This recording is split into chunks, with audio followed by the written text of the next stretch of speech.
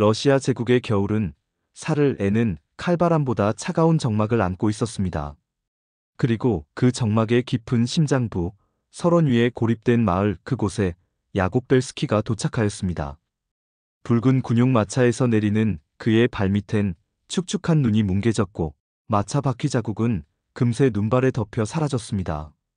마치 이 남자의 존재마저 세상에서 지워지기를 바라는 것처럼 말이지요. 야곱은 원래 제국 수도 상트페테르부르크의 종합병원에서 유능한 의사였습니다. 그러나 그는 조용히 생각하고 또 조용히 입을 열 줄 아는 사람이었기에 어떤 이들에겐 그 침묵이 불편했고 어떤 이들에겐 그 발언이 두려웠습니다. 그는 권력자의 위선에 단 한 번의 반론을 제기했고 그것이 이 낯선 설원으로의 좌천으로 이어졌습니다. 물론 표면상으론 지방 의료 인프라 개선을 위한 파견이라는 명목이 붙었지만 누구보다 그 자신이 알고 있었습니다. 이 파견은 귀향이었고 유배였으며 사실상 추방에 가까운 것이었지요. 그가 도착한 곳은 유대인 공동체가 형성한 작은 마을, 일명 크르시노에였습니다. 마을 사람들은 외지인의 도착에 낯빛을 굳혔고 낡은 모피 코트를 여민 채 조용히 문을 닫아 걸었습니다. 라비 요세프조차 그에게 따뜻한 환영의 말을 건네지 않았습니다. 이곳은 차별과 박해 속에서 공동체의 신앙과 삶을 지켜온 사람들이 사는 곳이었고 권력을 등에 업은 제국의 관리들은 대개 불행의 전조로 나타나곤 했습니다. 야곱은 관사라 불리는 조촐한 목조 건물에 짐을 풀었습니다. 실내는 얼음처럼 차가웠고 불을 지피는 나무조차 몇 장뿐이었습니다. 그는 손끝이 얼어붙는 기분을 느끼며 촛불을 켜고 가지고 온 의학교과서를 하나 펼쳤습니다. 그러나 활자는 눈에 들어오지 않았습니다. 문득 창밖을 바라보았을 때 한 무리의 아이들이 눈밭 위에서 서로를 밀치며 노는 모습이 보였습니다. 그중 하나는 뺨에 커다란 멍이 들어 있었고 또 한 아이는 다리를 절고 있었습니다. 야곱은 그 장면에서 눈을 떼지 못했습니다. 이 아이들은 치료받지 못한 채 추위 속에서 성장하고 있는 듯하였고 그건 그가 익히 알던 도시의 아이들과는 너무도 달랐습니다. 며칠이 흐르자 그의 존재는 마을 안에서 그저 침묵하는 이방인으로 굳어졌습니다. 누구도 먼저 말을 걸지 않았고 야곱 역시 일부러 거리를 좁히려 하지 않았습니다. 그는 자신의 처지를 받아들이려 애썼지만 그 고립은 점점 더 큰 무게로 어깨 위에 내려앉았습니다. 날이 밝고 지면을 덮는 눈이 반복될수록 야곱은 이 마을에서의 시간이 단순한 유배가 아닌 무언가 다른 생의 시작일지도 모른다는 예감에 사로잡히기 시작하였습니다. 그러던 어느 날 어린 소녀 하나가 아파 쓰러졌다는 소식이 전해졌습니다. 야곱은 그날 아침 라비 요세프에게 호출을 받았습니다. 의무적으로 나간 진료였지만 아이의 얼굴을 들여다보는 순간 그의 내면에서 오래도록 잠들어 있던 무언가가 일어났습니다. 발진과 고열, 호흡의 불안정. 병명은 명확하지 않았지만 그는 망설임 없이 응급처치를 시작하였습니다. 그 소녀의 이름은 사라였습니다. 치료를 마친 뒤 라비는 그에게 조용히 말했습니다. 이 아이는 마을의 모두가 아끼는 아이라고요. 야곱은 고개를 끄덕이며 말했습니다. 저도 누군가를 살리기 위해 여기 온 것 같습니다. 그 말은 라비의 눈빛을 잠시 흔들리게 만들었습니다. 눈발이 흩날리던 그날 마을 사람들은 처음으로 그를 창문 너머에서 지켜보았습니다. 누군가는 촛불을 창가에 올려놓았고 누군가는 기도를 중얼였습니다. 그렇게 야곱은 누군가의 생명을 통해 처음으로 이 마을에 작은 흔적을 남기기 시작하였습니다. 그 작은 흔적이 얼마나 큰 파장을 부를지는 아직 아무도 알지 못한 채 크르시노에의 밤은 다시 깊어졌습니다. 사라의 병이 기적처럼 호전되자 마을 안의 공기는 눈 녹듯 조금씩 달라졌습니다. 그러나 그것은 호기심에 가까운 변화였지요. 사람들은 여전히 문을 굳게 잠갔고 야곱이 지나갈 때마다 창문 너머에서 실루엣만 드러났습니다. 그의 행동을 지켜보면서도 말을 걸진 않았고 마치 판단을 유예하는 듯한 침묵이 마을을 감쌌습니다. 야곱은 여전히 매일 아침 7시에 일어났습니다. 난방이 되지 않는 방 안에서 떨리는 손으로 양말을 신고 물 한 컵으로 면도를 했습니다. 그런 생활은 제국 수도에서의 화려한 경력과는 너무도 거리가 멀었습니다. 하지만 그는 불만을 드러내지 않았습니다. 이곳의 시간은 느리게 흘렀고 그 느린 시간 속에서 그는 오히려 오래도록 잊고 있던 기다림이라는 감각을 되새기게 되었습니다. 그런 어느 날 사라의 어머니가 작은 밀가루 자루 하나를 들고 찾아왔습니다. 그녀는 눈도 제대로 마주치지 못한 채 자루를 내려놓고 말했습니다. 감사합니다, 박사님. 사라는 요즘 노래도 부릅니다. 야곱은 고개를 숙이며 대답했습니다. 다행입니다. 자주는 아니더라도 아이의 상태를 봐드릴 수 있습니다. 그녀는 아무 말 없이 고개를 끄덕이고 돌아섰습니다.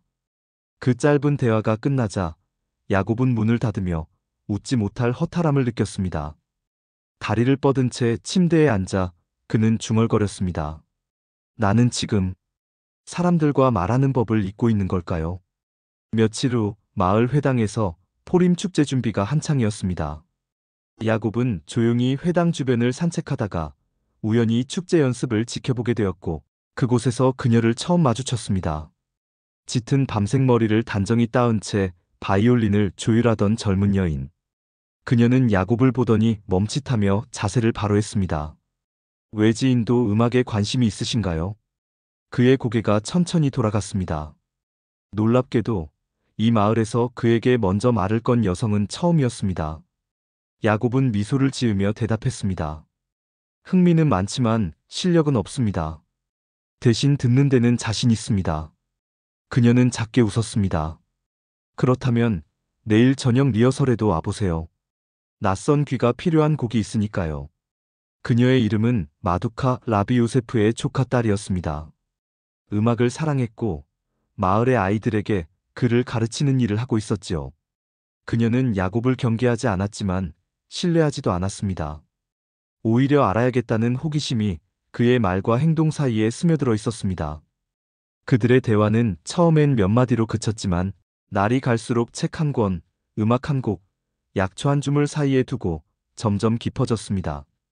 그러나 이 평온한 일상 속에도 긴장감은 사라지지 않았습니다. 관사벽에 종종 붙는 제국에서 내려온 공문들이 그 증거였지요. 불온 사상자 감시 강화, 비등록 회합 금지, 외부인 보고, 의무화 등의 문구가 반복되었고 그것은 야곱이 이곳에서 단순한 유배자가 아닌 감시자일 수도 있다는 불신을 자극하고 있었습니다. 마을 노인 중 한 명은 속삭이듯 말했습니다. 당신이 어떤 사람인지는 아직 모르겠소. 하지만 여기선 오래 머무를 수 없을 거요. 여긴 오래된 시간 위에 세워진 마을이니까. 그 말은 무언가를 감추고 있는 듯 했습니다. 야곱은 질문하고 싶었지만 더는 묻지 않았습니다. 자신이 아직 허락받지 못한 자라는 것을 느끼고 있었기 때문입니다. 그날 밤 마두카는 관사 앞까지 걸어와 눈 덮인 장화 자국을 남겼습니다. 그녀는 말했습니다. 박사님은 눈 위에 아무것도 남기지 않으시네요. 조심스럽다는 뜻일까요? 아니면 외롭다는 뜻일까요? 야곱은 가만히 웃으며 대답했습니다. 그 둘이 다른 뜻일까요? 그 짧은 문장이 마두카의 눈동자를 흔들었습니다. 두 사람 사이에는 아직 눈이 녹지 않은 거리감이 있었지만 그 아래에는 이미 미세한 균열이 일어나고 있었습니다. 그 균열은 곧 진실을 드러낼 틈이 될 것이었습니다. 야곱은 어느 날부터 마을 회당의 지하 창고를 자주 드나들게 되었습니다. 겉으로는 축제 준비나 약품 정리에 필요한 일로 여겨졌지만 실상은 마두카의 요청 때문이었습니다. 회당의 지하엔 오래된 나무서가가 있었고 거기엔 제국에서 금지한 유대 경전과 시, 금서로 분류된 철학 서적들이 조용히 숨쉬고 있었습니다. 마두카는 그 책들 사이에서 아이들에게 읽어줄 이야기를 고르곤 했습니다. 야곱이 묻자 그녀는 잠시 침묵한 뒤 말했습니다. 이 마을은 말없는 항쟁의 집합체예요. 살아남는다는 건 소리내지 않고 지키는 일이기도 하니까요. 그 말은 야곱의 가슴에 이상한 울림을 남겼습니다. 마두카는 단순히 책을 좋아하는 교사도 예민한 감수성의 여인도 아니었습니다. 그녀는 이 마을의 기억을 품고 있는 사람 같았습니다. 며칠 후 마두카의 삼촌이자 마을의 지도자인 라비 요세프가 야곱에게 술 한 병을 내밀며 말했습니다. 이 술은 꽁꽁 언 감자를 몇 달 동안 발효시켜 만든 겁니다. 마을 사람들은 이걸 겨울의 혀라고 부르지요. 독하고 오래갑니다. 야곱은 잔을 받으며 조심스레 말을 꺼냈습니다. 라비님, 혹시 이 마을은 언제부터 여기 있었습니까? 요세프는 잠시 잔을 내려놓더니 창밖을 바라보며 천천히 말했습니다. 처음 온 사람은 도망자였고 두 번째 사람은 방랑자였지요. 세 번째부터는 신을 버틸 줄 아는 사람들이었습니다. 그리고 지금은 당신이 있습니다. 그 말은 따뜻하면서도 무언가를 감춘 말이었습니다. 야곱은 더는 묻지 않았습니다.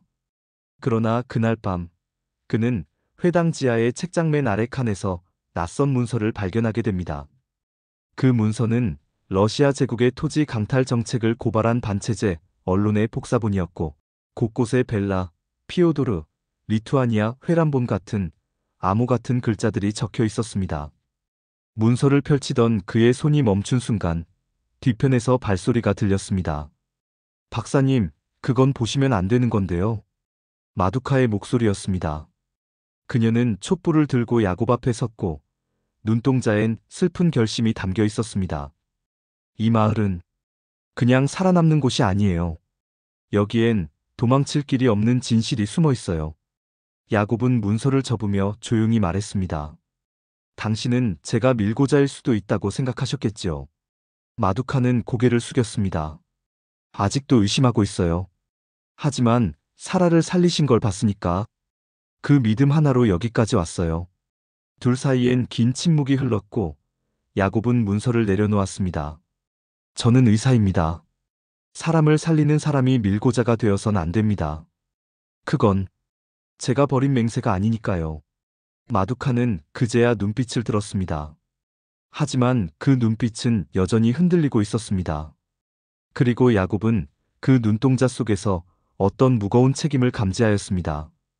단순히 한 여인의 감정이 아닌 공동체 전체의 운명을 들고 있는 듯한 책임 말이지요.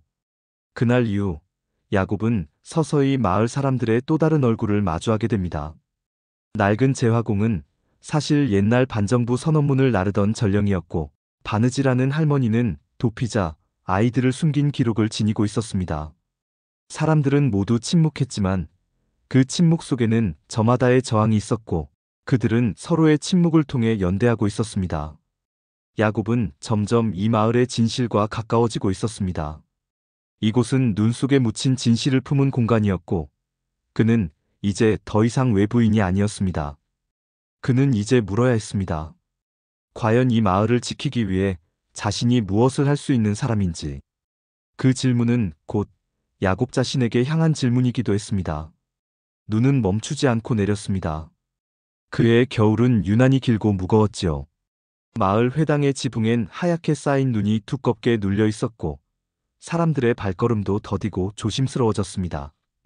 그러나 이 고요한 설경 속에서 또 다른 불청객이 다가오고 있었습니다.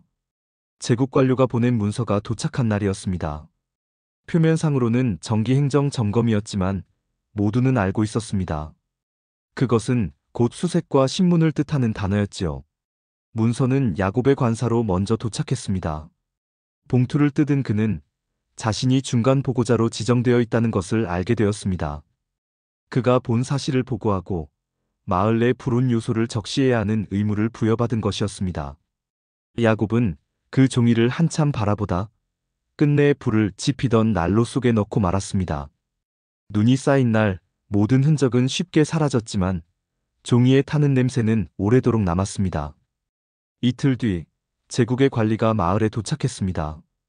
붉은 털 외투를 입은 젊은 남자였고 이름은 알렉세이였습니다. 그는 얄미울 정도로 친절한 미소를 지닌 사람이었으며 말끝마다 이건 단순한 형식입니다라며 웃었지만 그 웃음 속엔 결코 농담이 담겨 있지 않았습니다. 알렉세이는 회당을 둘러보며 사소한 것까지 메모했고 마을 아이들의 출석부와 약품 목록 그리고 회계장부까지 요구했습니다. 그 모든 과정은 법적으로 합당한 절차였지만 마을 사람들에게 그것은 신문 이상의 것이었습니다. 야곱은 알렉세이의 식사 자리에 불려나갔습니다. 그곳엔 고기 수프와 차가 준비되어 있었고 알렉세이는 숟가락을 들기 전 물었습니다. 박사님, 이 마을은 어떤가요? 숨기고 있는 건 없겠죠? 야곱은 웃지 않았습니다. 숨길 게 많은 마을이라면 이처럼 조용하진 않을 겁니다. 알렉세이는 숟가락을 멈추고 야곱을 바라봤습니다. 도시에선 박사님이 꽤 날카로운 사람이라 들었습니다. 여기서도 그러신가요? 야곱은 눈을 내리깔았습니다. 여기선 말보다 치료가 더 중요합니다. 저는 그 일을 합니다. 그 대화는 그리 길지 않았지만 둘 사이엔 보이지 않는 팽팽한 줄이 걸린 듯 했습니다.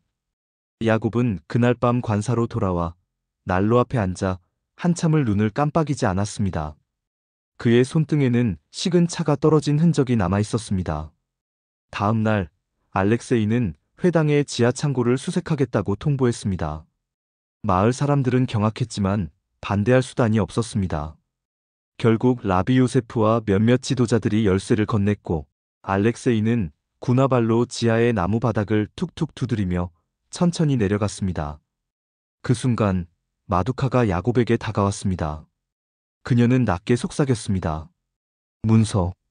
어젯밤 다른 곳으로 옮겼어요. 하지만 제 노트와 아이들 시집이 남아 있었어요. 거기엔 이름도 있어요. 야곱은 그 말을 듣고 갑자기 그가 본 문서 속 필체들이 떠올랐습니다. 마을에 누군가가 잡히면 그건 단지 한 사람의 일이 아니었습니다. 모두가 위험해지는 구조였지요.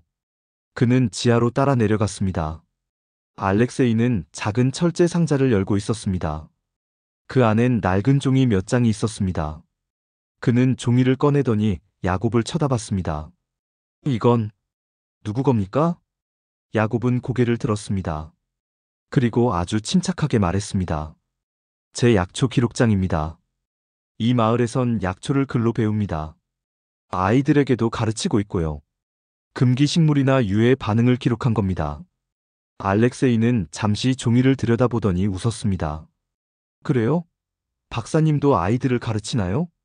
이 마을에선 생존을 위해 누구나 두 가지는 가르칩니다. 하나는 그리고 하나는 견디는 법입니다. 그 대답은 예사롭지 않았습니다. 알렉세이는 고개를 끄덕이며 종이를 다시 넣고 상자를 닫았습니다. 좋습니다. 그럼 계속 지켜보지요, 박사님. 다음 점검은 봄입니다. 그가 돌아간 날 마을엔 조용한 술잔이 돌았습니다. 아무도 크게 기뻐하지 않았지만 안도의 숨결이 마을 골목마다 번졌습니다. 야곱은 회당 앞에서 마두카를 만났습니다. 그녀는 가볍게 고개를 숙이며 말했습니다. 고맙습니다. 또 한 번 지켜내셨네요. 야곱은 말없이 고개를 저었습니다. 그리고 조용히 말했습니다. 이건 끝이 아닙니다. 겨우 시작입니다. 이젠 내 선택에 마을이 흔들릴 수 있습니다. 그 말에 마두카는 처음으로 야곱을 정면으로 바라보았습니다. 그 눈빛엔 신뢰와 두려움이 동시에 담겨 있었습니다. 그리고 두 사람 모두 알 수 있었습니다. 이 겨울이 단지 추운 계절만은 아니라는 사실을요.